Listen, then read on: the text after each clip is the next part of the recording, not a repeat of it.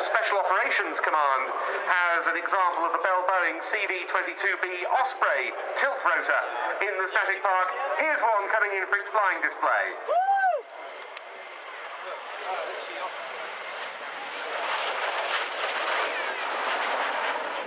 And if I'm not very much mistaken, even a little bit of condensation over the Osprey's upper surfaces there as it pulled up.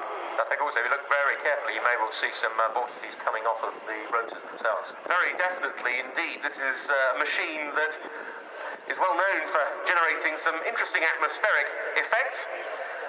This is neither a fixed-wing aircraft nor a helicopter. It is a tilt rotor, and that we'll see demonstrated over the course of a spirited roll demonstration by this airplane, which comes to us from the 7th Special Operations Squadron of the US Air Force, part of the 352nd Special Operations Wing, based at RAF Mildenhall in Suffolk. That's where it's flown in from today, and that's where it'll be departing to at the end of its slot.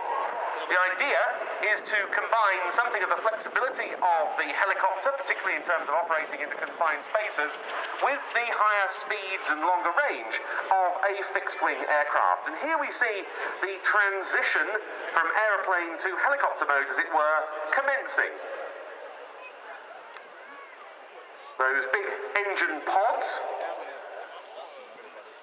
which were in the horizontal position, now moving to about an 80-degree angle, and this will allow the Osprey to perform a very short rolling landing. Very, very short tactical takeoff there, climbing steeply out.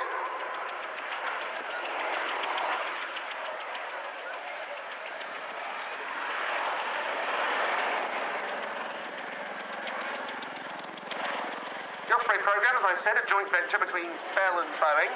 Boeing builds the fuselage and all the subsystems, digital avionics and the fly-by-wire control systems. Bell provides the wing, transmissions, the empennage, the rotor systems and the engine installation. In US Air Force service, the CV-22B that we see here performs long-range missions in support of US Special Operations Command forces. It infiltrates those forces into combat zones, it resupplies them while they're on the ground, and it exfiltrates them at the end of the operation. The aircraft has a normal combat radius of about 500 nautical miles with the single internal auxiliary fuel tank fitted up, but they're also able to air-to-air refuel from MC-130 Hercules tankers to give a range of more than 2,000 nautical miles and up to 5 hours of endurance, and we can see the new MC-130J version of that type in the static park as well. In now for another fast pass.